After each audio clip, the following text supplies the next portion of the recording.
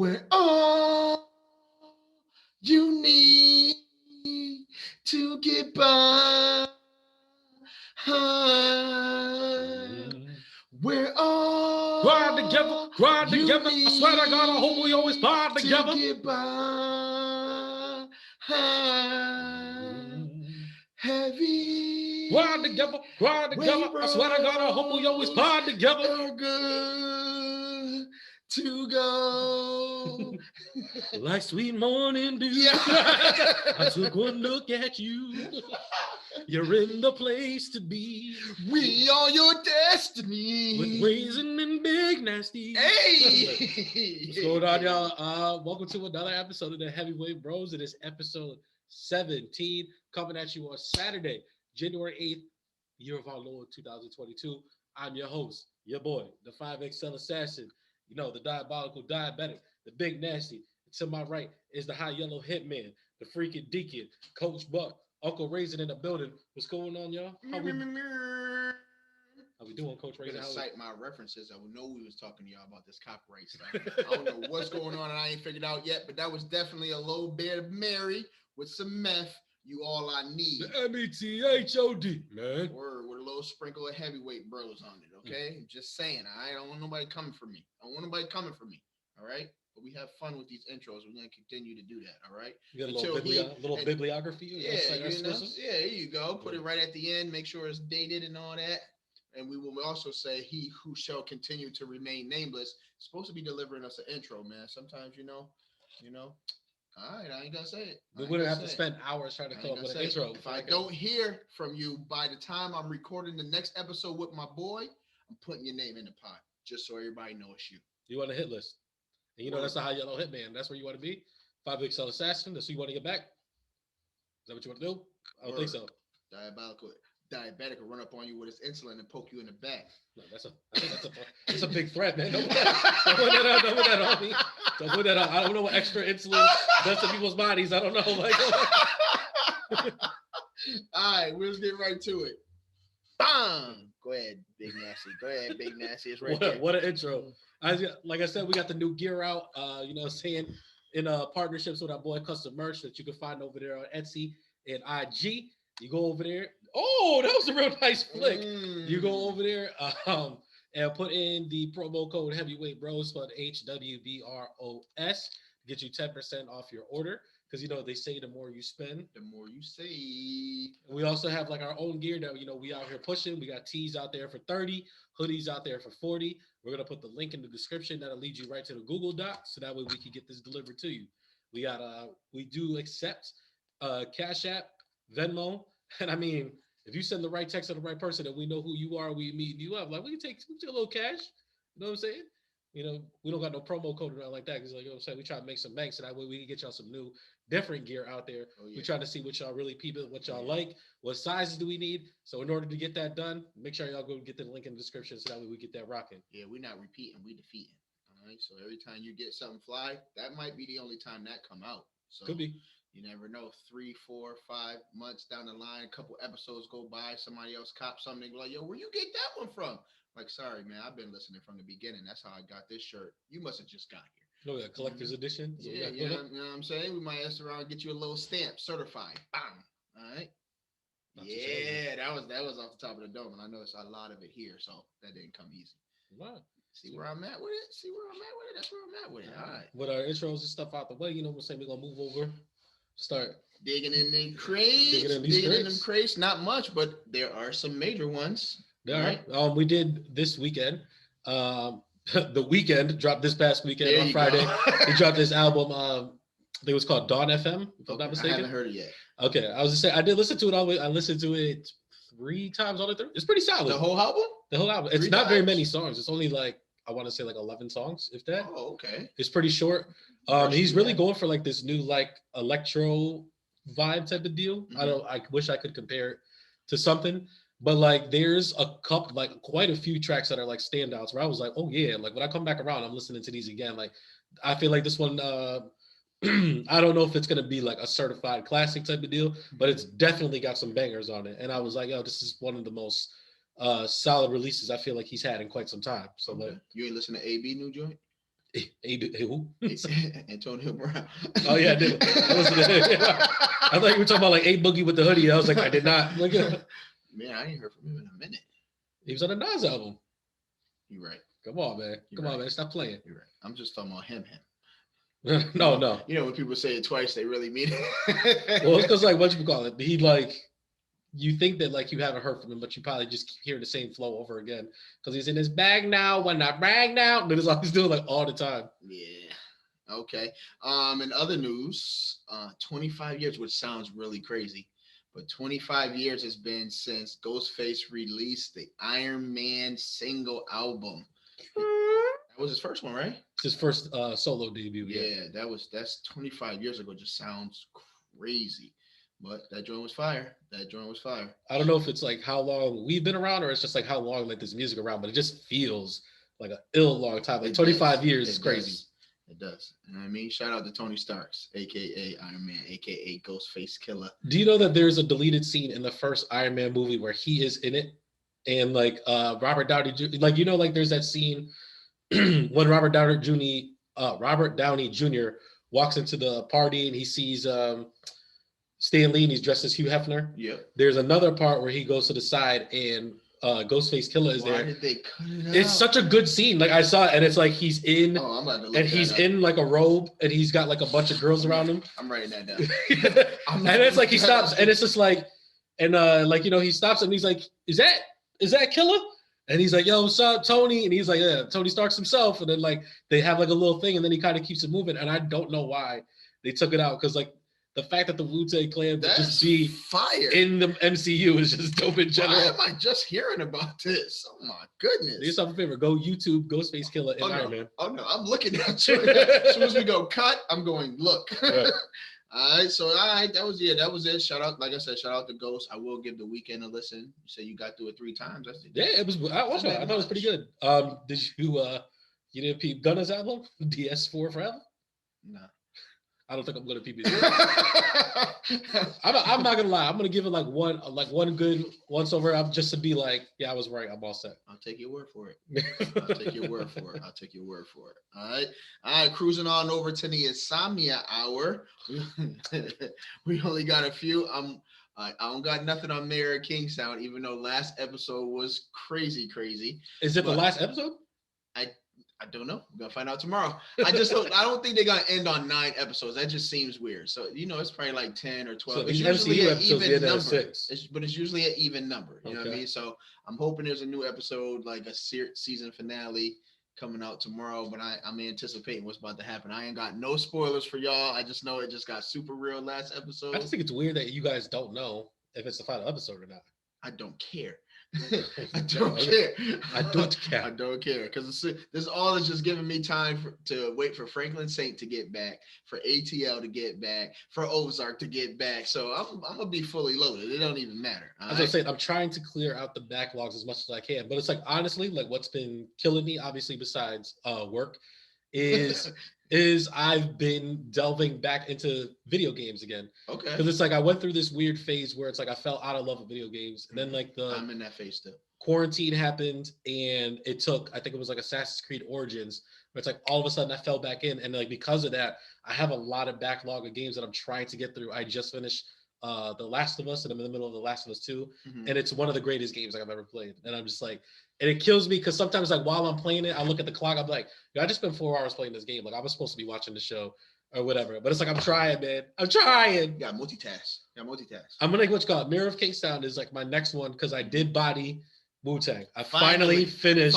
Wu-Tang. And now you want to redo your top 10 list. I honestly do. And I was looking at my list and I was like, I think I had like Arcane at number 5. Mm-hmm. And I think Wu-Tang goes above Arcane. It takes the number 5 spot or number 4. Yeah, it goes above. But when you do that, it pushes somebody else. Yeah, WandaVision got to go. It's just for the WandaVision goes to the. You keep Arcane, get rid of WandaVision. Yeah, like Arcane doesn't go from 5 to nothing. It just goes from 5 to 6. Okay, I'm just listening. Wu-Tang was just that good, and I can't wait to see. Do we know if they're doing a season 3? Because it's like they set up a season 3. I feel like it's set up for a season 3. It better be. Yeah. I think season 2 was absolutely amazing. Yeah. like I said, season 1 had a lot of bumps in it, which took me a little. It took me in and out of it like quite a bit. Because it's like I don't like you. Honestly, there was a lot of it. I was like, I don't care about any of this until once they started making music. Then I was like, yes, this is what I'm here for. Yeah. And it's like they did an amazing job of recreating old stuff, showing the original stuff that they did before. Like at the end, they, like I said, they completely embody like these characters and stuff like that. And it's like the final episode, like there's such like you're so happy, you're so excited for them, but then there's a lot of stuff in there too where you're just like, oh, like it hurts because you just know that these things are coming. Oh yeah, yeah, it definitely sucks. In particular, the ODB stuff. It's just like it's rough. And you don't want to get to those moments. Yeah. But it definitely has to be a season 3 because season 2 ended in a dramatic fashion to where you can't just leave it like that. So like, I guess my question to you is, like, how far do you think that they go with this? Like, do we get to see what the Wu-Tang Clan are like in today's age? Like, do we get to that point, or like, do they stop it at a certain? I feel like it's gonna end like all black movies where the song comes on and it's like Method Man freezes. He went on to be empowered. And I'm hopeful. Yes, I am hopeful for today. Take this music and lose it. It's like ODB, like, R.I.P. It's like, oh, right, he'll be the last one. And I'm hopeful. I feel like that's what they're gonna do. I feel like, I mean, I don't know. You never know, because I mean, whether they put it in the show or they don't, it's like it's gonna be an impactful moment regardless. Because once you get through that 3rd season, you are definitely fully invested into someone's life. So let me ask you this: as someone who like that kind of is your era, right? Like when you're first starting to get into hip hop and stuff like that. Because it's like I watched the show, I know who the Wu-Tang Clan are, I know what their music is. I feel like as great and as dope as they were, they didn't last as long as they should have or could have. And like, why do you think that is? I think there were some like internal struggles. Yeah, which is always going to be hard when you're dealing with money and who's it and who's not it, and like some of that was already projected in the show. You know what I mean? I can't really say because I wasn't, you know what I mean, in the camp. Yeah. Like hanging around Wu-Tang, but that's usually what it is, man. Like you hang around people for so long and you ain't never away from them. Like you touring, you making music, you kicking it. Like you need that time away. Like you just gonna find stuff that's annoying. I just think like, cause like they're early 90s and I feel like in the early 2000s, they were already starting to fade. And it's like, I feel like in the early 2000s, we had a lot of guys that carried over from the 90s. Like we have the Busta Rhymes, the Jay-Z's, Eminem, Nas, like a lot of those guys still made music like late into the 2010s, like UGK, stuff like that. A lot of those dudes was also a part of a group that they're not a part of and broke off into their solo careers. Yeah, I guess like if I was to compare them to anybody, it's like, how come they didn't end up like Outkast or UGK? Like, you know what I mean? Yeah, I mean, even Outkast broke off, bro. You know what I mean? So did they? Yes. People are still wanting music from Outkast now, and they not getting it. But they got like 8 albums together. No, I get it. But like but like even still, like just the not together portion of it, it's like the biggest star is probably Method Man from the group, right? Like you would think. Yeah. Like he's probably the biggest star that came out. Maybe he's not the best rapper, but he's the biggest star that came out of there. And it's like musically, like what did Method Man really give us besides like obviously like our intro, like the You're All I Need and stuff like that. But it's like Bring the Pain, a couple of stuff with Redman. Like, you know what I'm saying? It's like he made the transition harder into the TV movie aspect. Right. He did a lot of the acting. Yeah. But it's like guys like Raekwon the Chef, like Ghostface Killah. Like I feel like they should have went farther than they did, and they didn't. Like obviously, like there's a lot of like lowered. It feels crazy calling them lower tier, but like the U Gods and the Master Killers was probably never going to go as far as everybody else. But it's just like, how come these guys didn't like really blow? Because it's like then we went through this weird phase. Just knowing how to market yourself, man. But yeah, but like I think about like hip hop in general. Like we went through that gritty phase, right? Where it's like DMX brought the grit back. Like I feel like that's the perfect time where they should have came back out. Or like the Lox. Like you try to tell me like a Lox Wu-Tang collab. Nas is coming back out. Like why aren't we hearing more from them? Like they showed up on Kanye West, Beautiful Dark Twisted Fantasy, and I'm like, they clearly still got it. Like Raekwon was on there. Sometimes decisions that you ain't make right then sometimes affects the future. Nas put it on his album. He said I should have did the remix with Biggie and Jay. It would have been like me, Drizzy, and Kenny. I mean like Drizzy, J. Cole, and Kenny. You know what I mean? So sometimes you don't market yourself the right way. It could affect what your future looks like. And sometimes people just fall out of love with the stuff that they thought they cared about. You know what I mean? So you never know what it is. Yeah, it's just a shame because it's like you think about like there's the one episode that's I don't think it's really a spoiler, but when they get the Wu-Tang logo, and it's like it's such an iconic logo and it's such a dope thing that it's like it's crazy that we don't even have like a new age Wu-Tang guy. Like I think about like the newer acts. I'm like, you try to tell me like the Griselda fam, the Benny the Butcher, like these guys are from New York. They don't have the Wu-Tang sound. Like, could you imagine if this was like, oh, this is the new Wu-Tang wave? I only know of one, and that's Young Dirt. Is he on Wu-Tang? Young Dirty Bastard. Oh, about five. I was like, Lil Durk. That's what I thought you were talking about. No. I said Young Dirt. I have no idea who you're even talking about. Young Dirty Bastard? Yeah, it's ODB's son. He literally acts, talks, like carries himself just like his pops. Never heard of him. I'm gonna school you. After we done with this, I'm gonna school you right quick. Right. You gave me this Ghostface link. I'm gonna give you the ODB joint. All right. So moving on. I know the Legend of Boba Fett started. I did watch both episodes. I only watched the first episode. The first one's kind of a little tough to get through. They get to the stuff on episode. They get busy. They get busy. Episode 2. They get busy. Episode 2. So you need to catch up. Consider it done by the next episode. It's done. I'm in there. All right, there we go. And lastly, on the docket, we had Cobra Kai. Did you finally finish it? I'm halfway through. I'm on episode 5. I'm like. I just finished Wu-Tang like the other day. Like, what about I just got birthday parties. I just wanted to come in here and spoil some stuff, man. That's all. I wanted to come in here and spoil some stuff. Man, like I don't want to spoil it for my boy. I'm trying. Man. Right. Is it a tough watch? I don't think that it is. I actually I feel like I really, really like Terry Silver's involvement in the show. I think what it really comes out to. So like I feel like Cobra Kai in general, the show. The main part of the show, the main thing that I care about is it's a Johnny Lawrence show. And I feel like the main thing is the relationship between Miguel and Johnny. And like this season, like they're testing that. And it's like, it's a real tough thing to watch, but it's like, to me, it's the best part because you want to know what they're clearly bringing a strong presence of how males influence lives and how they end up when they're not there, when they are there, with the decisions that you make that can affect a multitude of the community. I really feel like Mr. Miyagi would be punching Daniel's son in the mouth now. That's what I was getting ready to say before you iterated. Disrespecting everything about Miyagi-Do karate. I don't care how Daniel's son is trying to portray himself right now.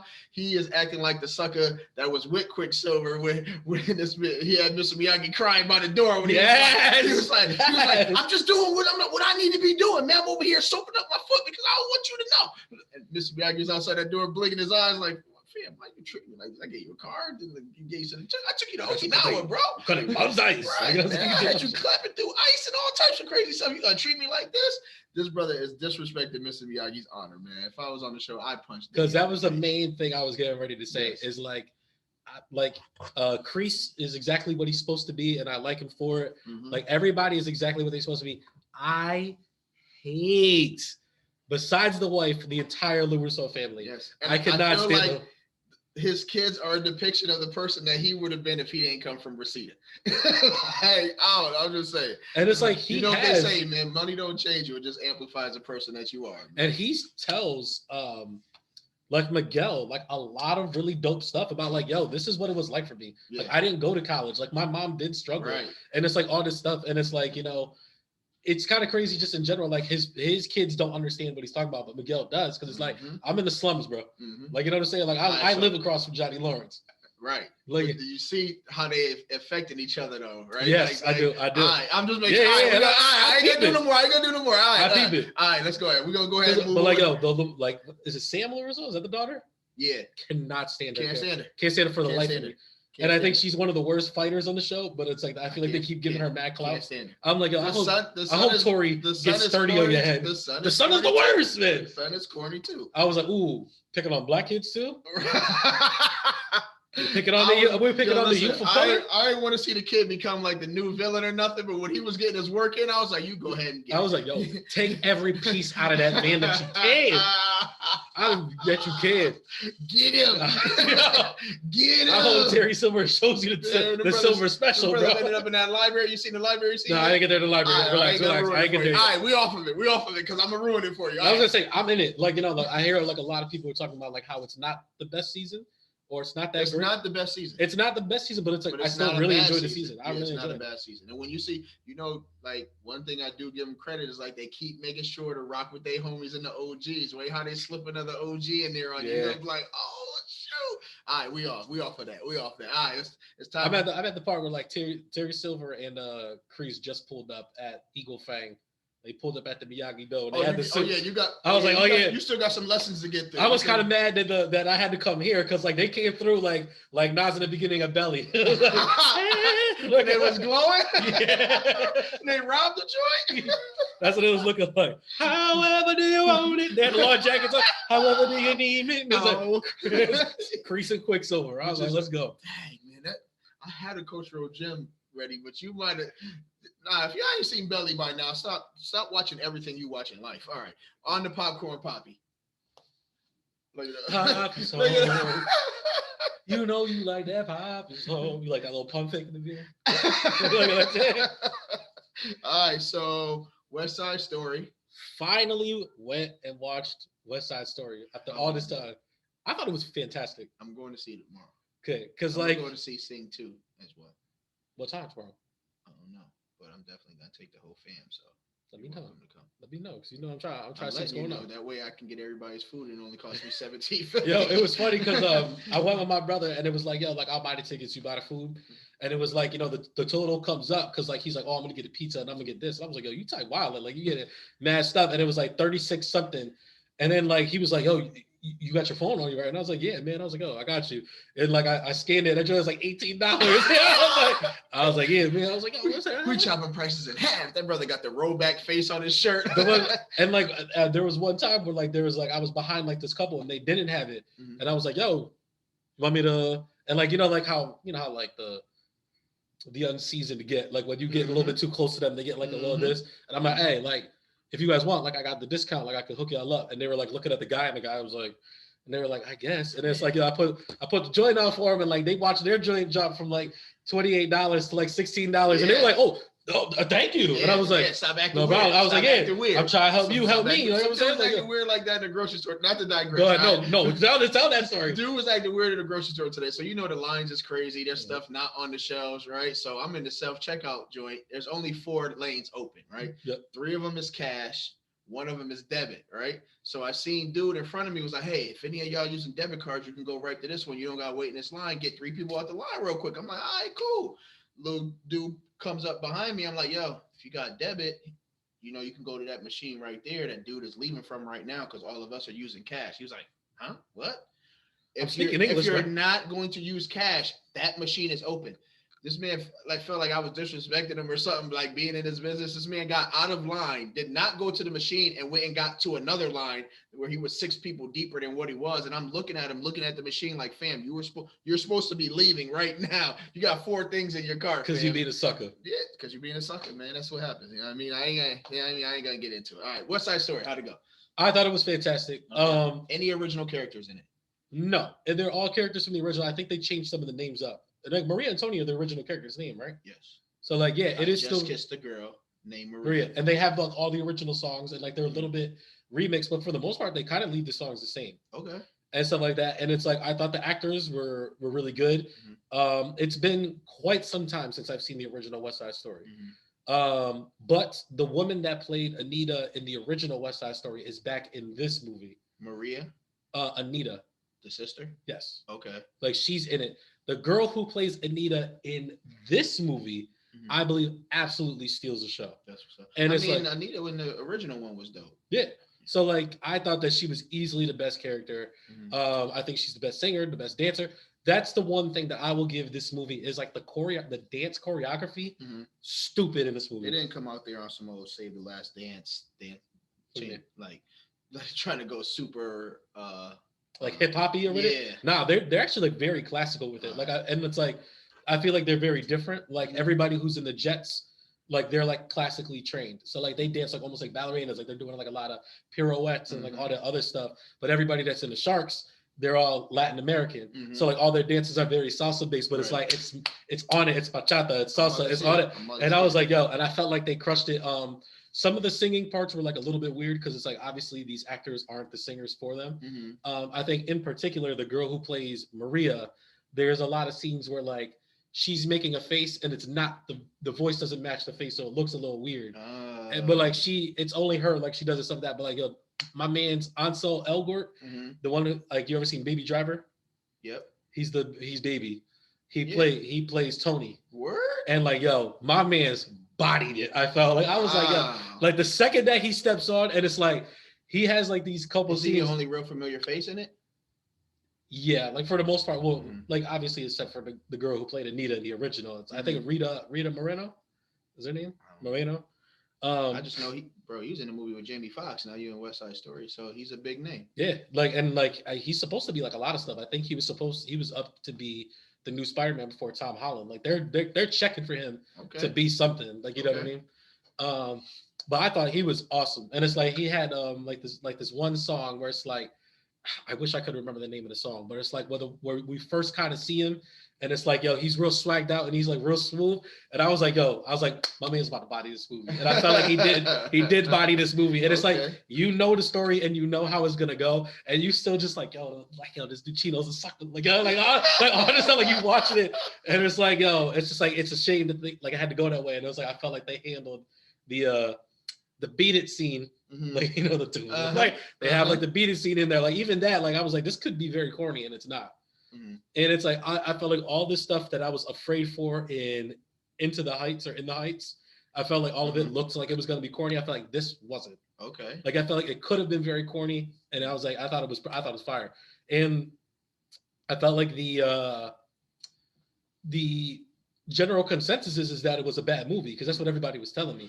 So then after I saw the movie, like I went on the thing and it was like, yo, 88% on Rotten Tomatoes, 7.8 out of 10 on IMDb, 85% on Metacritic. I was like, who doesn't like this movie then? Like I don't get the OGs making sure that it gets its credit. Like, I ain't about to ruin this for me.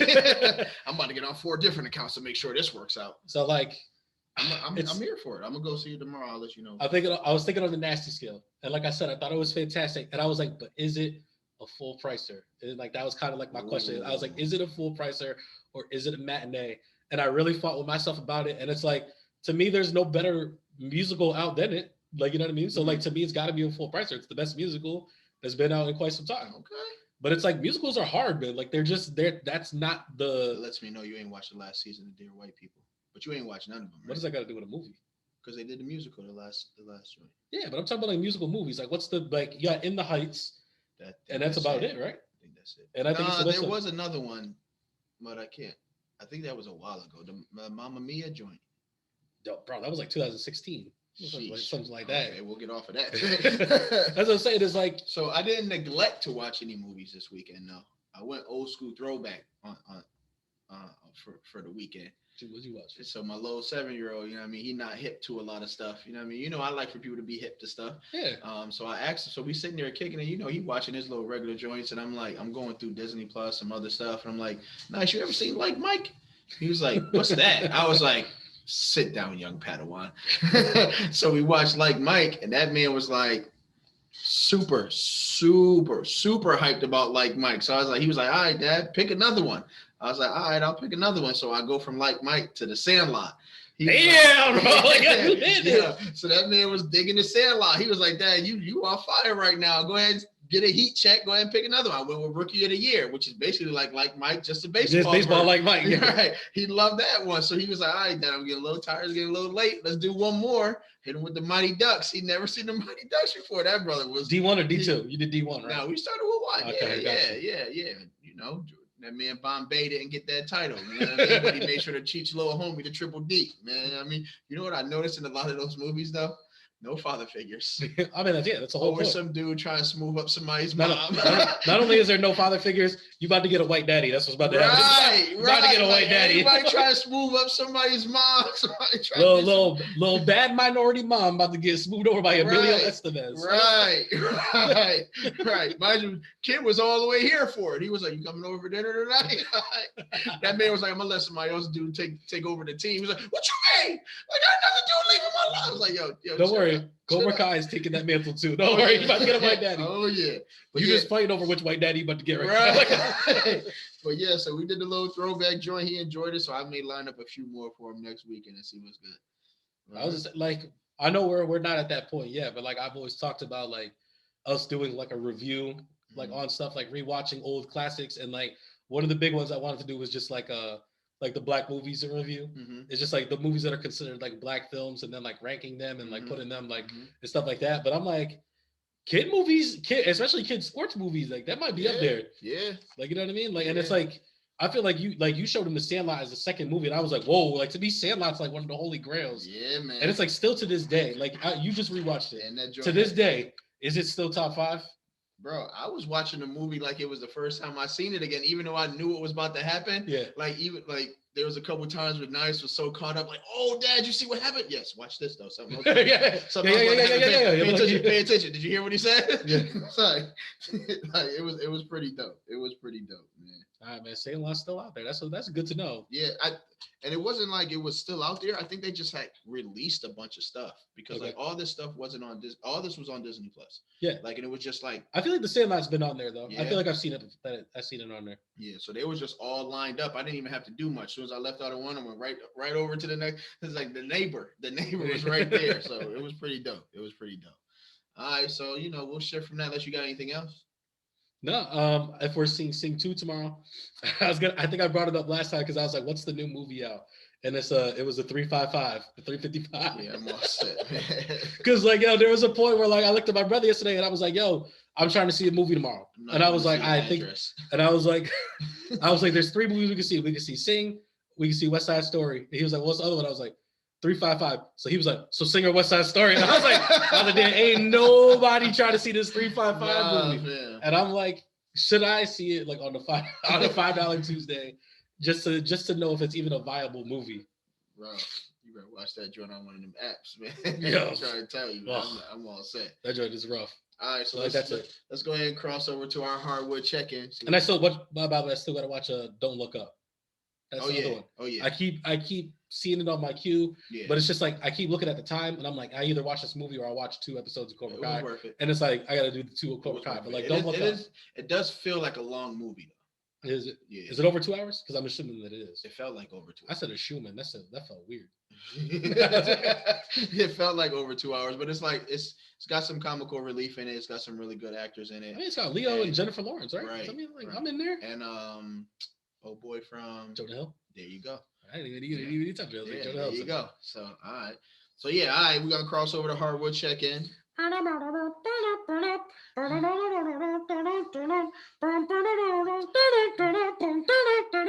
right, so first things first. Kyrie came back last week. That's the first thing we're gonna talk about. This guy. Kyrie came back. K Boogie's back. And he caught that L ASAP. Oh, they didn't lose that game. They did. They lost it. So they played 2. He played 2 games then. Yeah, they did win the game. Okay, all right. So yeah, I mean, he looked good. I was about to say, it looked like he ain't skip a beat. Mid range is there, 3 balls there. He's still cutting people up, getting to the lane effortlessly. Wherever he was not sitting around on his side. And I didn't think that he was. Nah. I didn't think that he was BSing. Like I don't think like some of those people like that fake injuries and they're just like BSing around. Like I think that he was in the gym. Like he was just really serious about this anti-vax stuff. It was like, if this is the case, like if y'all don't want me to come play these home games, then I'm not coming back. Mm-hmm. I did see a stat. Which is great. Go ahead. No, go ahead. I was gonna say I did see a stat that the Brooklyn Nets are 0-8 against teams that have like an above 800 record, like the top 4 teams or something like that. Like they have not been able to beat any of them. Wow. And it's by like I think it's by like an average of 8 points or more or something like that. So it's like, I wonder if with Kyrie there, if that's going to switch up a bit. He only going to be there part-time though. So it don't really matter. He still can't play in New York. I mean, it's like when the playoffs start, we talked about it. He can only play part of the playoffs. I think Toronto is getting ready to do some things too, where it's like if you're unvaccinated, you can't come play in Toronto either. Listen, I would make the decision just for playoffs, just so I wouldn't have to play Kyrie. Like, yeah, right. You can't come here. You can't come here. like that's Strickland's 30 points off. So you say record. Toronto's making the playoffs? I was like, that was the crazy part that I heard. Right.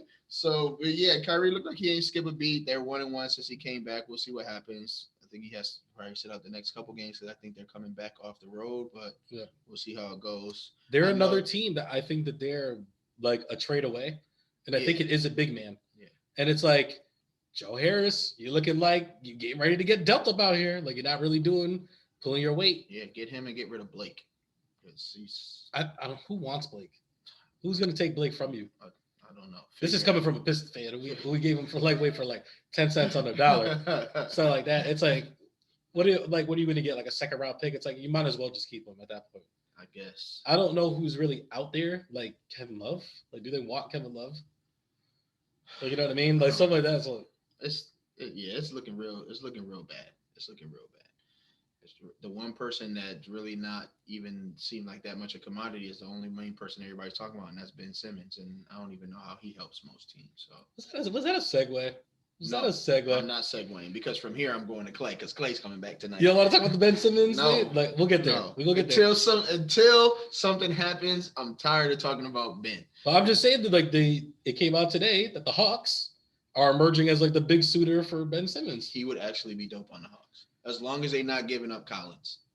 If I doubt that it involves giving up Collins, then I'm not with it. But then it's like, who do you give up? Like one, if you're the 76ers, who do you want? And then it's like two, like if you're the Hawks, like what are you actually gonna give up? Give them draft picks. Because remember, he still got that 30 mil. And give him everybody else except for Collins and Trey. So what about Kevin Huerter? Give him everybody except Collins and Trey. Cam Reddish? No. Yeah. No. See? No. Clint Capella?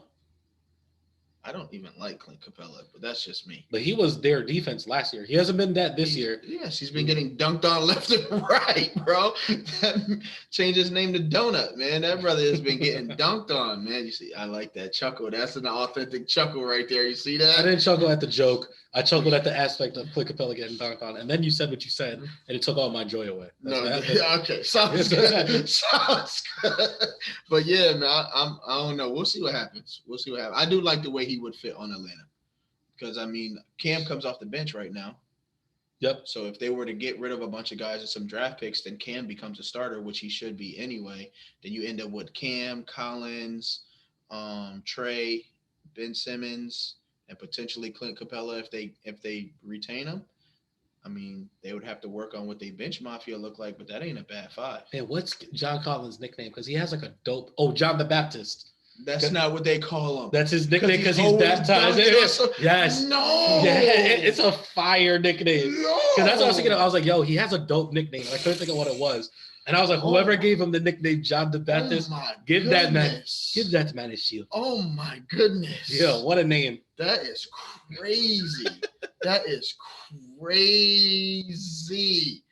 I did not know that. Yeah. All right, I'm sorry. I'll be stuck on that for a minute. All right, so Klay comes back tonight. Clay's back. I'm excited. Like let's come off the bench, right? You got to come off the bench. I think he's coming off the bench. He has to. Yeah, he should. We're going to see how this goes because that's kind of going to be. Who are they playing? Do we know? I don't know off the top of my head. But I feel like that's the dance that they're going to have to do now. Mm-hmm. Is like now Klay's back. It's like, what does everybody's minutes look like? Who shifts where? What do these new lineups look like? Because they've been much better. So if you Steve Kerr and you're like, all right, Klay's gonna have minimal minutes. You probably only gonna play like 20 minutes tonight, Klay. Okay. This man come in that first 10, 15 minutes and drop 30, 40 points. What he's like, hey, Poole, come here for a second. I talk to you, man. Right. Hey, young fella. Hey, GP Junior, man, come here, man. We're just gonna all have this conversation together, all right? Just like I said before. Hey, listen, it's not that y'all not gonna play, but if collectively y'all all give up some minutes, then you may still be able to play, or else one of y'all is going to get ghosted. Klay comes off the bench and drops 30. Mm-hmm. Steve Kerr's bringing them into the locker room, and he's going to be like, yo, why are you laughing already? He's going to be like, Jordan Poole, Gary Payton, Kuminga, who's another guy that's on the wing? They got another dude on the wing. Okay. He's going to be like, listen, you guys know what this is. And he's going to take the pool stick. He's going to break it in 3. And he's going to be like, 2 of y'all leave. He's going to walk out. He's going to Dark Knight him. That's all it is. He'll be there drawing straws like, nah. Shucks, I got the little one. Yeah, 2 of y'all. 3 man answer, 2 of y'all leave. He's dropping them pool stick pieces in there and he's walking out. Whoever Gary makes it out, Payton's makes it not out. going to get off. He about to pick up one of the boots and stab somebody in the I throat. hate to break it man. to you, Kuminga, Moody. Yeah, if I'm picking two, I'm picking him and Poole. But you know, Wiseman's still not back too. So like when those come back, Sheesh. All right, we gotta move on. That's them, crazy. I don't even know. Like they're looking like the Avengers, bro. Like it's crazy. Like they were all doing solo movies, and now they're coming back to take on crazy. All this to beat a 37-year-old LeBron James. Listen, we keep saying that them Suns is looking sturdy. Them Suns right now, they're the first team right now to reach 30 wins. The number one seed in the league. Chris Paul just set a record. He had a triple double in the last game. He had his career high 13 rebounds.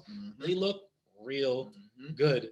And it's like they're scaring me because like they're that one team where it's like one bad injury will take them completely out of it. And it's like I don't want to see that. The scary thing for me to see that from them is like, you know what you get from CP3, you know what you get from Booker, you know what you get from Ayton, but a lot of those other guys are really starting to like mature. Cam Johnson, Bridges, Smith. Who's the old boy that I think used to play for Brooklyn? He looked like a Walmart version of Trae Young. He blew it back this summer. Shaman. Yeah, Landry Shaman. There you go. Landry Shaman. There you go. And like he used to play with the Clippers. Yep. Like, yo, listen, these guys get confidence. The more time they get to spend around these veterans and the more years they get in the league, the more they're going to start saying, you know what? I can be a guy too. And it's like before they were winning games where these guys were like not really fully invested in believing in what they can do. That man Cam Johnson is like quicks. Oh, the ball's in my hand. I'm shooting. Yeah. Like I don't have to second guess. I'm not second knocking it down. And like before, when it like last year, a lot of people were like when he was knocking them shots down, he's coming down the court smiling like, yeah, I hit that shot. Now when he's hitting, he's like, nah, fam, this is what I'm here to do. Like, so this is what they do. Yeah, it's dangerous, man. You start getting them role players to start playing like marquee players, and it could be a wrap. It's weird though, because I still feel like they missed the Dario Saric minutes. Like that's kind of like the weird spot that they're at is like that center power forward. Like when Ayton comes off the floor, it's like Kaminsky and Johnson, and it's like that's not the best. They got McGee too, right? No, who comes in for Ayton? Bismack Biyombo. There you go. Bismack bum booty Biyombo. I can't stand Bismack. I can never stand Bismack. And I was like, man, they're bringing Bismack's career back to life. I'm like, the Phoenix is different. Phoenix is different. We'll see how it happens. Man. All right. So aside from that, we know we talked about it last week. Many of people have been excommunicated from LA, and one of those players, I see that. You trying to cover that smile? That was a good one, man. I had the stuff building up over here. But that man Rondo was one of the first to go, and that man is on the Cavs. They were saying that boy looked like playoff Rondo. Like he was not playing. He's like, y'all gonna keep trading me away and acting like I'm a sucker out here. I ain't no sucker. It's like, I still got the fake over here. It's a layup. Yeah. Like I don't know what his numbers was, but they said that man was not pulling no punches, which is not hard because like who is in Cleveland, but you still got Colin Sexton still hurt. Right. So it's just you and Garland. Right. So, but you still got a ball, and they say Rondo was balling, man. Oh, he was. They put in work. I don't think that they got the dub though. You can't get a lot of dubs in Cleveland. unless you're the GOAT. You're just campaigning to get somewhere else. Unless you're the GOAT, the king. The only person that could really get dubs out in Cleveland. Who else was it? I didn't say anything. I'm just saying. I didn't say anything, man. I'm not about to get into this GOAT debate. I know that's your guy, man. All right? I like LeBron too, man. All right? I just don't like... All right, I seen you where your thumb was pointing down, so that's a good segue to get into this Julius Randle right quick, because this brother was tripping the other day, man. I was like unaware of the situation until we started talking about it. Yeah, I was like, man, this was what's going on in New York. Yeah, so the Knicks are fighting back from a deficit against Boston playing the Celtics, and I think they're down by like 9. Julius Randle pulls that little spin-a-rooney. It was a lot. Move that he does, crossover to the head fake, and then he hits it off the glass, and the crowd starts booing. So as this man's coming up the court, he's giving everybody the thumbs down. And I'm like, all right, whatever. RJ Barrett did end up hitting a game-winning 3 off the glass at the buzzer to beat the Celtics, which jumped us up a spot over the Celtics. Still not in the playoffs, but it was a good game to watch. So I don't know where I'm at with the whole Julius thing is like, I'm real up and down about it because like, I feel like it was a sucker moment for him to put the thumbs down. Like, bro, if you're not balling, you're not balling. If you are, then you are. It is what it is, right?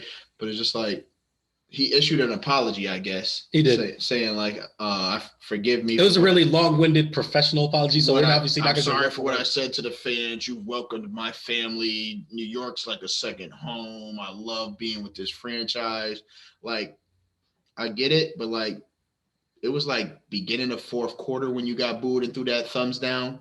And then they interviewed you after the game, and they was like, "What did the thumbs down mean?" He was, I was telling the fans to shut the F up and leave me alone because all this extra stuff you said. Like, I feel like you had a whole fourth quarter.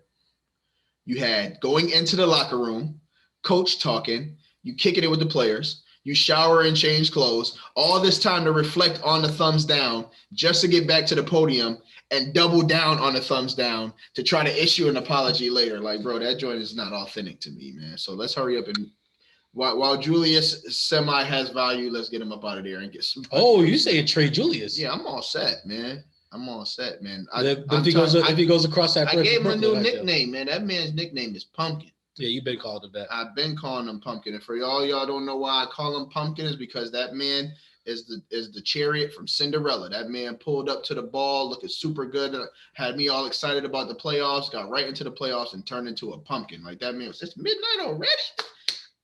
Man, I'm still on the West Coast.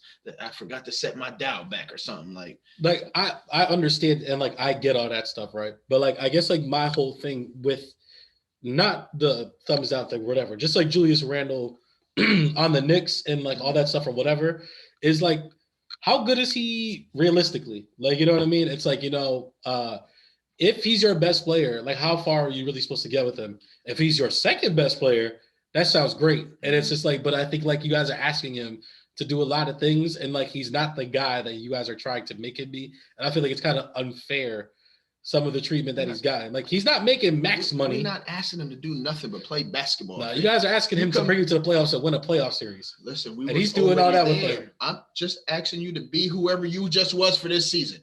You wasn't even that. But yeah, the playoffs are different. What he won? 6 man. I mean, most improved player. Most improved. You got 13. Just be the most improved player in the playoffs. He wasn't even that. But yeah, this man turned into LA Julius, bro. They got rained on by the Atlanta Hawks. I did not care about the losing part. It's how we looked losing, bro. This man was 1 for 48 every game. Like the playoffs. The playoffs are different. I know. I get so it's just like now that they have time to be like, well, listen. All we have to do is make sure he doesn't do anything because, like, who are we worried about? RJ Barrett? Are we worried about, like, you know what I'm saying? Like, are we worried about, are we worried about Kemba? Are we worried about these guys? It's like, no. So it's like, do we focus on? Kemba wasn't there. Okay.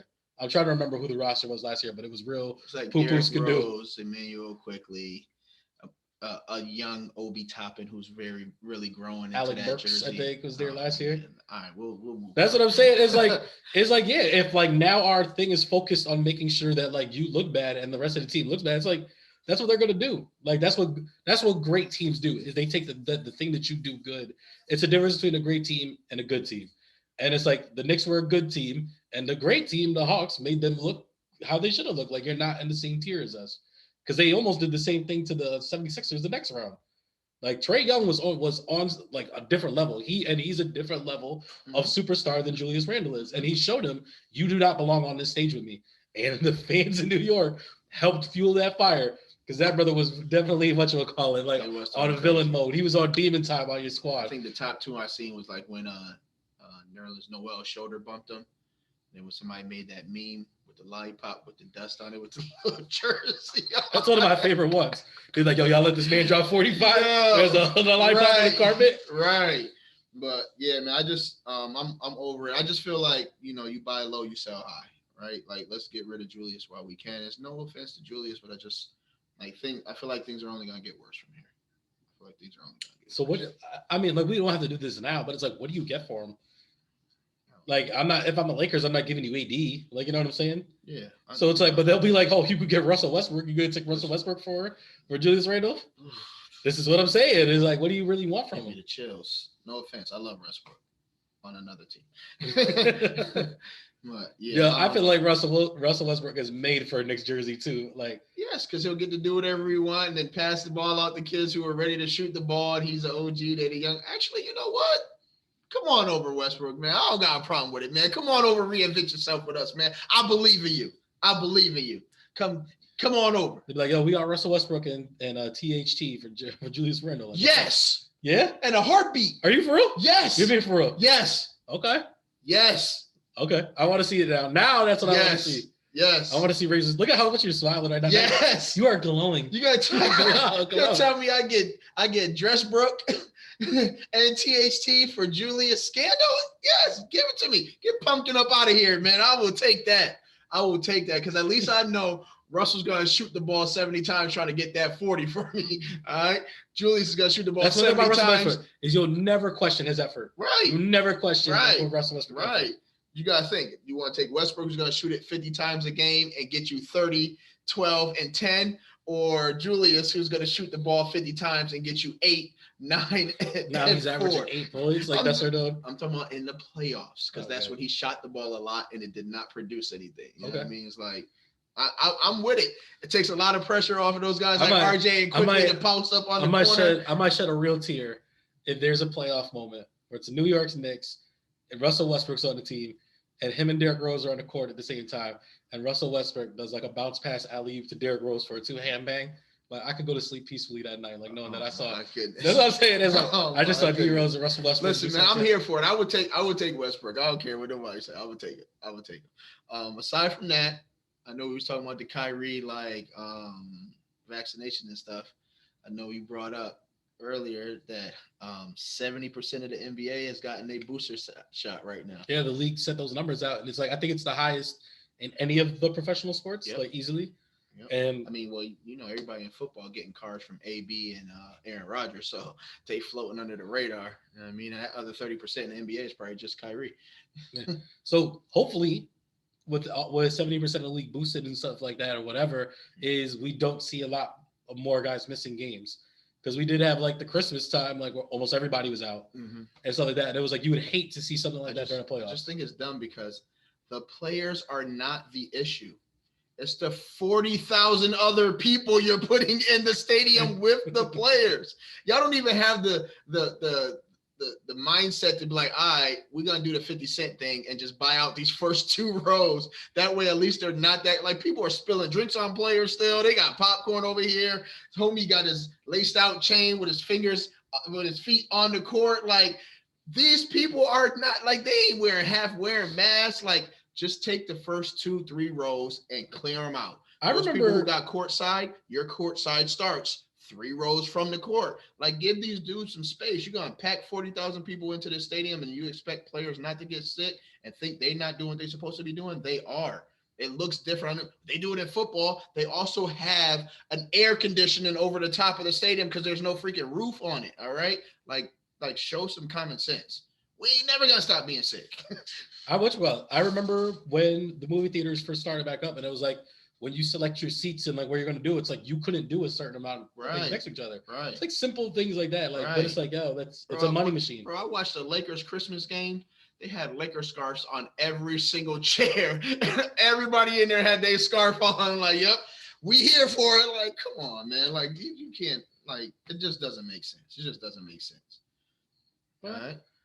You good on Harwood Check-in? Yeah, I'm good. All right, man. So let's move on over to the Blitz. First thing on the Blitz, Raiders versus Chargers. You already know. This is the game of the week. It's insane. If it's not the game of the week, then I don't care what nobody says. Like, this literally impacts so much of football. Regardless of what team wins, it still spoils it for so many other. Like, the AFC West is in control right now. It's insane to me that the game of the I wouldn't say the game of the year, but the game of the week lies on the shoulders of the Las Vegas Raiders. Yes. It's crazy to me. Yes. And we playing at home. You know what I mean? John Madden's widow's supposed to be coming out and stuff for it. So to be completely honest with you, before we get into the real situation, I wouldn't mind signing Antonio Brown just for the playoffs. I'm just saying. Let's go ahead and grab him up before somebody else does. We'll save the AB talk. We'll save the AB talk. All right, we'll go to it. But yeah, so I mean, I did pick the Chargers because I'm going with that pick against the team. So hopefully I could be wrong and they win. I don't care if I lose to Joel as long as the Raiders beat the Chargers. That's where I'm at with it. All I know is Justin Herbert's going to go out there and do some work. And every time he's going to hit the ball. Last 3 games, it looked terrible. He's going to hit that ball to that man, Austin Eckler. And he's going to grab that rock. He's going to look over. Right? Yeah. No, he played the last game. He didn't play he played sparingly. He didn't play the fantasy championship game, which killed me. That's it. There you go. Because I had him on all my team. I believed in X. I was there. Mason Crosby, you got 2 people to pay attention to. All I know is Austin Eckler's going to touch this rock. There's going to be some Lakers. There's going to be some Raiders defenders in front of him. I see what you're doing. Man, get out the way. Watch out to let go through. Busting you line. Cracking numbers in what you were doing. When I bring the pain, then what you go like the one time I got him, he doesn't remember. Harder than hard. Rougher than rough. And your boy, Darren Waller's back this week. He is back. Darren Waller's the back. best tight end wide receiver in the league. Waller the ball. He ain't the best tight end in the league. Travis Kelce is. Mark Andrews, George Kittle. What are you talking about? Listen, if you put any of those tight ends on the Raiders and put Darren Waller on the Chiefs, Darren Waller does not skip a beat. All those other guys do. I don't think they do. I don't think Darren Waller's having that great of a season in general to say that he skips a beat. He's been injured for the last 5-6 weeks, bro. So you didn't have a great season. And he's still top tight end in the league. No, Mark Andrews, without a doubt, is the top tight end this year. Yeah, that's because the new QB boy was like, the new QBs love tight end, bro. Just bail me out, boy. Right. You're a big target. You got to sit right in the middle of the field, so I don't got to scan too much. I'm just going to throw it right here. You go ahead and make me look good. That's what I'm saying. It's like Mark Andrews was tight end 1 this year, easy. Right. And we're going to get to there at some point in time, probably when the season's over. Yeah. But, I'm going to break out, the fantasy, how it looked. This was the number 1 guy taken, but this was the actual number 1. Yeah. We're going to go through values and, all that stuff. We're going to get real deep on fantasy talk. Injuries, but I know I picked Alvin Kamara, and I was like, dang, I should have traded him for Jonathan Taylor. Nobody knew the whole Saints team was going to die in 1 week, though. I'm looking at it now, and I'm like, damn, is Christian McCaffrey going to be my keeper? It's stuff like that. No, because he keeps an injury. That's why. So, no. For keepers this year, I had Jonathan Taylor, Austin Eckler, and Christian McCaffrey. I had all 3 of them, and I was like, I can't keep all of them. I'm going to lose one of them anyways. So I wound up trading Jonathan Taylor. Sheesh. Yeah. Insert foot in mouth. I wasn't going to give him Christian McCaffrey. What this is? Is that egg on my face? That is egg on your face. I didn't want you to see my face when you did that. and you did this. It was usually a more gross hand gesture than when you used to do it. So segueing from Raiders and Chargers, we're gonna go right into this Antonio Brown interview. Let's get right to it. So for y'all who don't know, AB's been kicking and chilling ever since he did his jumping jacks through the back of the end zone. He has officially been released as well. He has officially been released. Raiders get that man a call. I'm pretty sure he'll show up with his cryotherapy mittens. So he's like, yeah, I'm not going to make the same mistake twice. I'm here. I'm ready for it. Got the socks on too. I ain't frostbitten nowhere. But yeah, I don't know what platform he was on. I don't know what show. I've never seen that show set up before either. Yeah, so I don't know. But he basically just said, which further leads me to believe that the whole leaving of the game was about his money. But we'll leave it at that because I know he said it was an injury, whatever it is. But he said basically, if I'm Tom Brady's boy, why am I earning a spot on the Bucks? Why am I a prove myself person on the Bucks? He was like, because you know who else is Tom Brady's boy? Gronkowski. And that brother's getting paid. So why am I not getting paid? And then he doubled down by saying, what wide receiver on that team is better than me?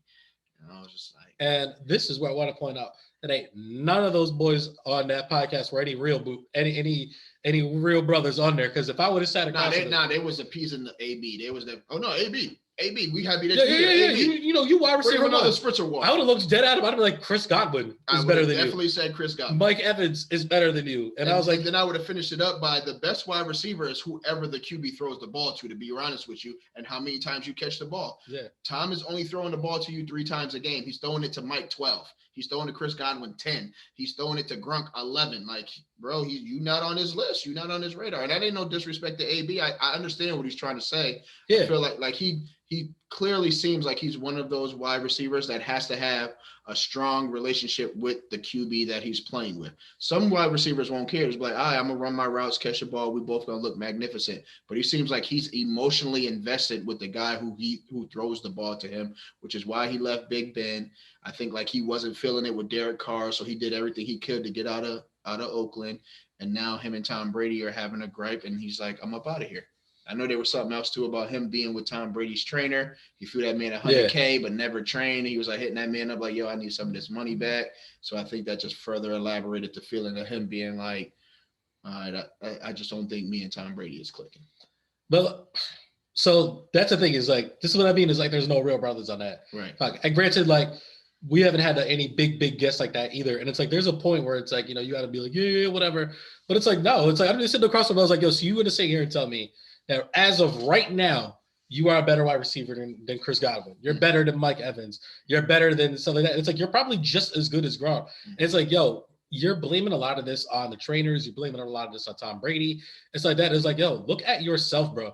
You tell me why you are on a partial guaranteed contract, because you're not on here because Tom Brady froze your feet and did all this other stuff or whatever. Right. You have been making some wild decisions. You've been saying some wild stuff, and you've been showing wild behavior, which is why people don't trust you enough to put you on a squad. And that's why you are making the money that you are making. And you could come up to me and be like, yo, but like, I'm better. And it's like, you know, Chad Ochocinco does it all the time. He's like, yo, I could run routes with the rest of these dudes out here.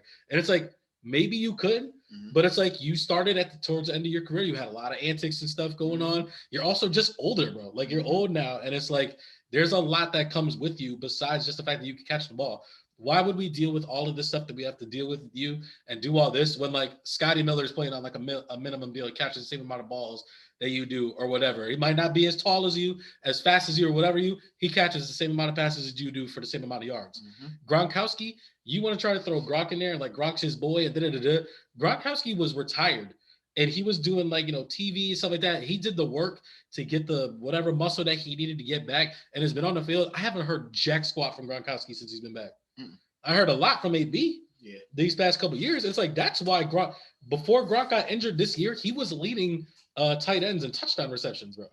Like you have not been doing that. Like you haven't been, when you were at the top of your game, you were one of the 3 best receivers in the league. I think you're a first ballot Hall of Famer, won the Time Cubs and stuff like that. Since that point, you have not been that guy. And it's like, you could blame it on Derek Carr. You could blame it on like all these people and stuff like that. But it's like, so yo, at some point in time, you got to be a real dude and look in the mirror. Hey, what's going on? AB, Garth, whatever it is, man, me, you, Derek, we can sit down and talk, figure out what these playoffs look like, man.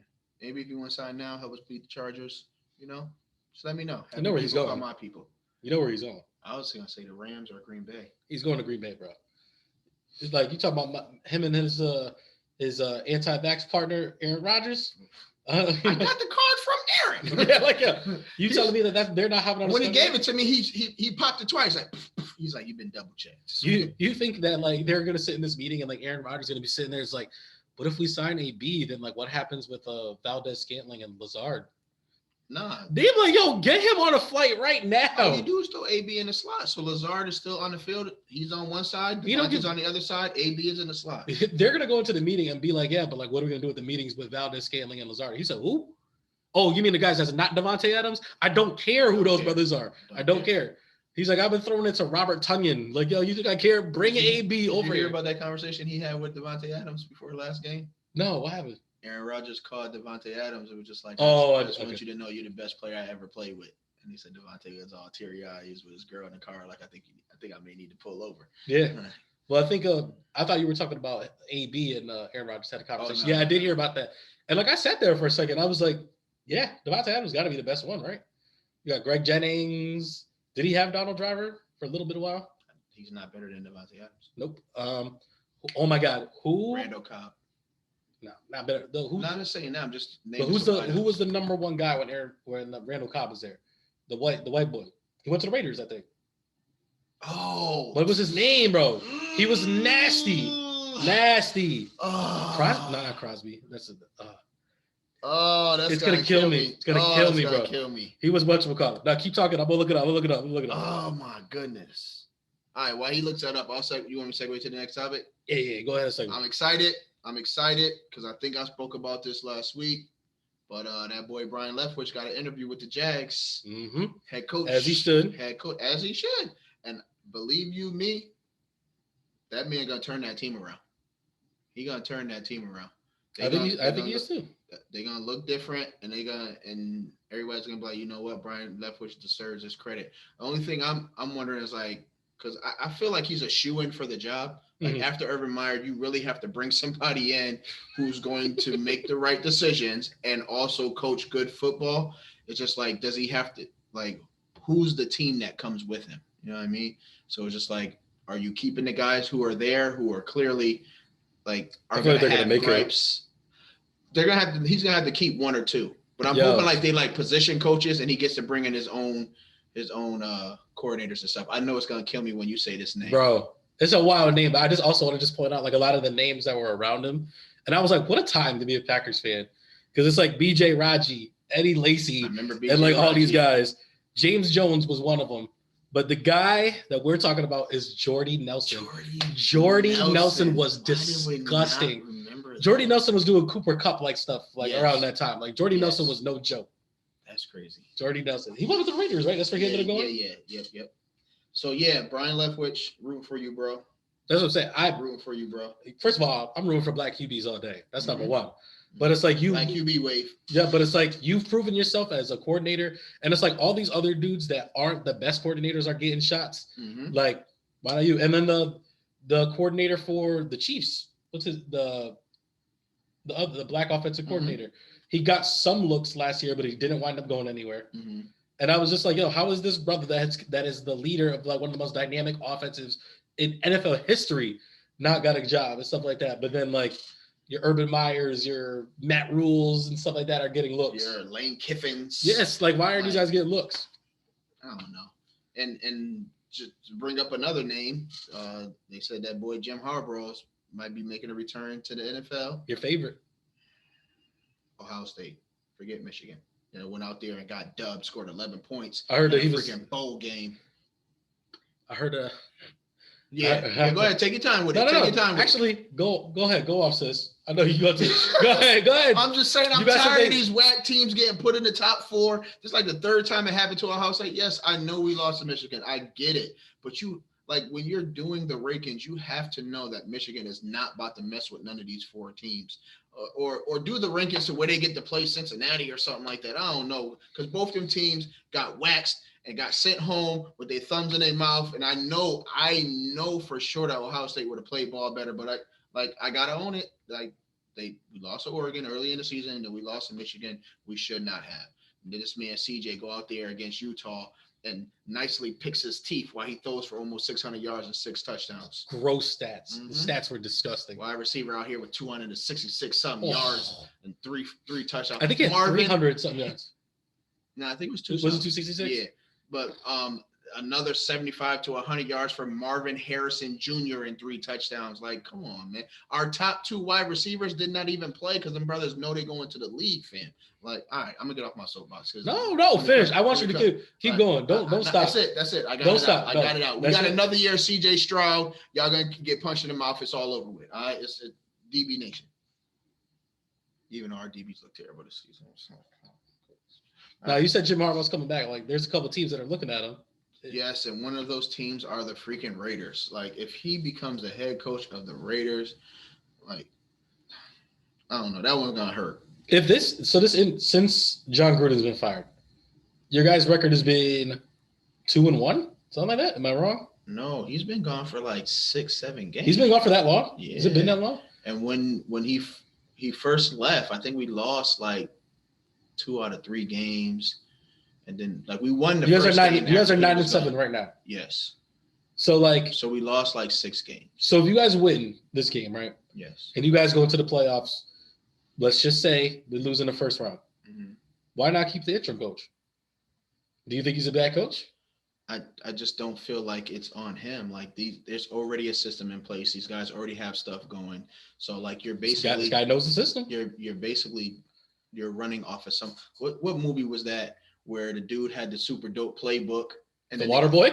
The water boy, yes. Water boy. Yes. Like, what's going to happen when you don't got that playbook no more, or you have to bring your own ideas, or you have to start getting creative because you can't just keep running off of this stuff because you don't know where Gruden's mind was going to next. So you're just going to be stuck in this pause button, and then eventually everybody's going to be like, oh, we got it figured out, which is possibly what's happening now because this man Derek is averaging 2 picks a game. How old is Derek Carr? That's a good question. He's probably like 28, 29. Because it's like, if we're getting a new coach, is it time to start rebuilding? Like, just rebuild around Darren Waller? Because it's like Josh Jacobs is a little bit older too, right? He's like 20, 27, something like that. Darren Waller? No, I'm talking about Josh Jacobs. Darren Waller's like 23. Josh Jacobs is dumb young. It's Is only he? like his second or third year in the league. This is only Josh Jacobs feels like he's been in the league for the last 7 years. If you would have told me, Carr is 30. Okay. Nah, bro. Josh Jacobs only been in the league for like 2-3 years. I want to say this only his second year, but we're gonna find out. Let me just ask. Josh Jacobs is 23. Yo, you would have told me that brother was 28. I would be like, yeah, that sounds about right. Nah, I feel like he's been in the league forever. Nah, I feel like he was running by himself. Been running it up. I feel like he's been running it by himself for like 5 years, and then the last like 3 years, they've been trying to stick him with like in dual running back systems, and it's been driving me crazy. This got to be like his second or third year because you got to think he got drafted as a rookie in Oakland, and then they moved to LA, and now this might be his second year, bro. Crazy. Yeah. I mean, It's been a wild journey. It's been they got a lot of miles on a lot of these Raiders for some reason. Because that joint is a tough road, bro. Quickly, just real quickly, Uh-huh. like, I don't want to delve too deep into this. What do you think like the Raiders need going forward to be a real championship contender, not a playoff contender? We got to shore up the defense. So it's defense, not wide receiver. No, we need wide receivers, but if you're asking me, where do we need to start first? We need to start with the defense. We need some dependable linebackers, and we got to shore up this O-line because the O-line ain't been what it's supposed to be. So he got drafted in 2019, so this was his third season. Okay. But yeah, so we need to get some dependable linebackers. Okay. I like the young DBs that we have, but they just have to cover.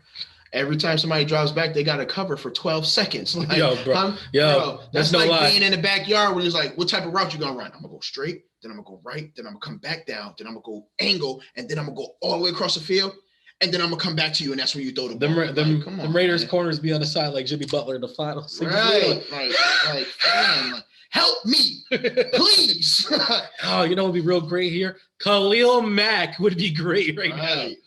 Right. Like you draft Cleveland Farrell and then Max Crosby becomes the DN. Like our D line is okay. We got some young D tackles. Max Crosby's coming together. It would be nice to have somebody come. I mean, we got Carl Nassib. You don't like Nassib? Ngaku. Or Ngakoue. That's the other guy. So I'm not too concerned with the D line because they do what they're supposed to do. We have to shore up the middle of that field, and that's the linebackers.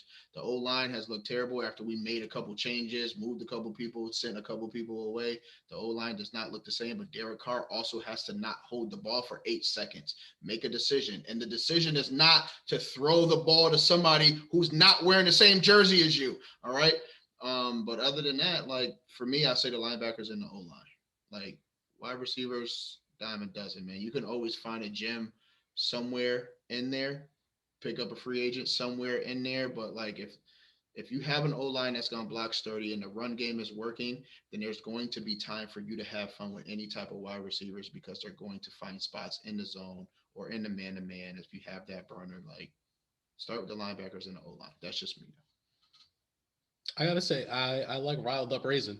That's like one of my favorite raisins. Like, yo, is that a new shirt? Riled Up Raisin. I'm gonna bring up Ohio State and the Raiders and the Knicks every time. Like, is anybody making you happy in the sports world? Like you're just like, it was Ohio State, and then they laid that egg. And it was just like, all right, on to the NFL. All right, on to NBA. All right, I'm just going to watch movies with Nias this weekend.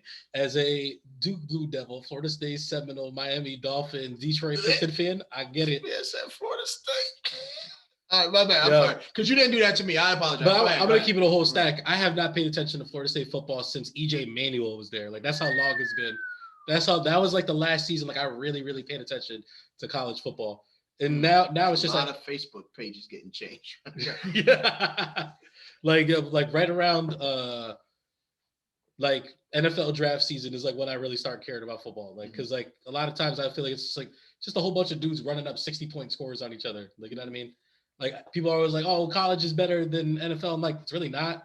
Like, they really play like maybe 3 important games every week, I feel like, and all the rest of the game. There's like 60 games on, and like only 3 of them matter because all the rest of them are just like, oh, this game was 68-4, and quarterback threw for 600 yards. They be tearing faces off of teams, but then I be seeing in the paper, a coach has to apologize for beating the team 90-6. Yeah, what are you talking about? Like, this is how kids get to the elite level. Like, if y'all make another coach apologize for another team and coach being terrible, like, listen, man. Participation trophies need to be excommunicado. All right, y'all over here trying to cancel. You really been using the excommunicado. I am. That's my word for today. That's what I'm entitled to the freaking podcast. Is that what you about to watch with Nia? It's like, today we watched John Wick. Right. Yo, we just watched The Sandlot.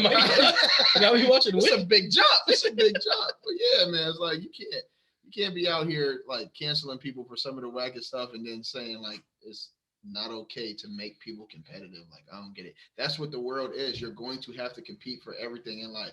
Jobs, position at the job, or like parking. Like, I want to be really close to Stop and Shop, and right when you go to pull in, somebody's like, Scott! Like, that's the competition. You lost. Like, well, let me participate anyway and share this spot. No, fam, it doesn't work like that. You got to go park down the street now. Like, you know what?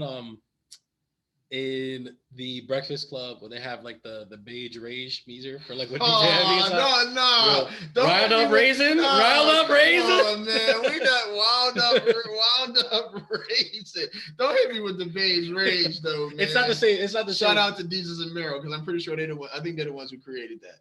I think you're right too. No, because they have it on their own show. I think Charlamagne brought that up. Oh, did he? I think that's Charlamagne. He might have stole it from them. And they came on there. That man was hot. Let me not pretending like I'm not throwing shots or nothing like that. But it's like, I think the beige rage is a little different than Round Up Raisin, because like Round Up Raisin, like you got a lot of solid points in there. Oh, okay. Like I feel like DJ Envy, when he has the beige rage, like he's just mad, he's just like, he does that thing where he just keeps talking in circles. Right. He's like, but this is what I'm mad about. It's like, but you're not when he's progressing wrong, the conversation. He gets up and walks off. Yeah. But you can still come on the show, DJ Envy. Don't get mad if I get to throwing them shots. You can bring DJ Envy, Angela Yee, Charlamagne the God. You can bring the whole class. All right. Well, I mean, damn, the beige rage versus the high yellow hit, man. This is a good battle. Murder that brother. Just words, fam. I know how you get. Mero got in trouble for going. He said he would murder me. Fam, I'm just. All right, now yeah. I will verbally assassinate you. Mero got in trouble for saying that too. That he said he was going to smack DJ Envy or something like that, and it turned into like a whole thing. And it was like, He did invite him to them hands, though. He did. Mero's like 6'6". Let's also point out there, I have nothing but love for the decent Mero and the Bodega Boys. Oh, no smoke over there. No, y'all can come on here. We'll be your guests. The Bodega Boys and the Belly Brothers. Like, let's go for it. Like, why not? That would be hilarious. All right, but yeah, I think that's it for today, right? Your cultural gem, bro. Cultural gem. The thing is, like, I don't be forgetting. I like the fact that he wants to hear what it is. I feel like he'd be like, oh shoot, okay. The thing is, like, before I got into the Round Up Raisin thing, like you had said, like, oh, find a couple gems in there, and I was like, yeah, you could find gems, like our cultural gem. But I was like, I felt like I really needed to get Round Up Raisin out there. Question though. Listen. Out of all the gems that I've dropped, have you seen them all? There was Get Off the Bus was the only one that I couldn't remember if I'd seen it or not. All right. So this one is an easy one this week. All right. We're going with Rocky. We're going with a particular Rocky. All right. We're going with Rocky 3. All right. Rocky 3 is one of my favorites. All right. Dead meat. All right. There's a strong presence from Mr. T, who plays Clubber Lang. That man Carl Weathers, who plays Apollo Creed, gets to help Rocky, get his swagger back. You know what I mean? He's done. When you get to cooking in a different kitchen with that soul food, you know what I mean? You get to looking like a different type of boxer. You know what I mean? So I really like that episode. Some really iconic stuff happening there. I ain't gonna ruin it for anybody who hasn't seen it, but there's some deaths, there's some loss, there's some triumph. You know what I mean? I feel like a lot of what was in 1 and 2 Rocky was all compiled into Rocky 3, and it just made for a better movie. I think Rocky 4 was Ivan Drago. I feel like Rocky 4 and Rocky 1 get a lot of love as like the best Rockies, but Rocky 3 has like what you said, like there's a lot that happens in there. And I think maybe that's one of the reasons why it's not in there, because it's like there's so much that happens, it kind of takes away from certain stuff. But it's like Mr. T is fantastic in this one. Apollo Creed is amazing in this one. And I think that's another thing is Rocky kind of takes a back seat in this movie a little bit, because like these brothers is out here running this movie. He's out here. Yep. Is that why this one really made it? Because this one has the most brothers in it? Yes.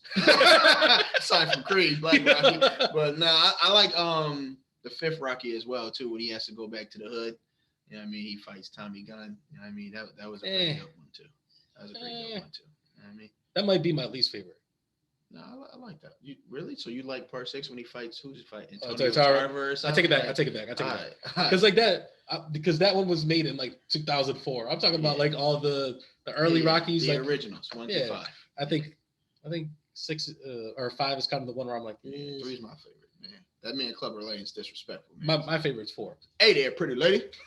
That man looked at Adrian and said, "Hey there, pretty lady. When you really come deal with a real champ, go ahead and give me your call." I was like, "Come on over." I was like, "Is he talking to Adrian?" He was wild disrespectful in that movie. Wild disrespectful. That man was talking like Floyd before Floyd, bro. That man was talking crazy. That man had that Conor McGregor talk. I was just about to say, I was like the little big Gregor on it. Yeah, that man was like, "Hey there, pretty lady."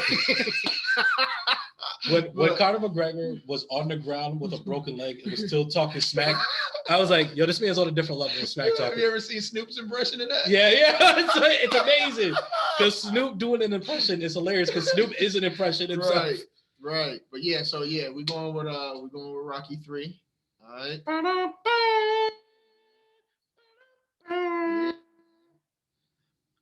Didn't you play the Rocky video game? Wasn't that like your jam? Yo.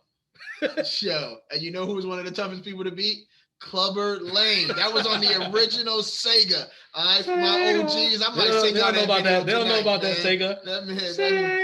Nah, that's Sega Genesis. Nah, this was Sega, the entertainment system. That's mean when the cartridge went in the top and it was a silver button you turn that joint on with. You only, man, listen. Is he predating me? Yo, listen. You might be predating me. No, I did Atari. Atari's before that.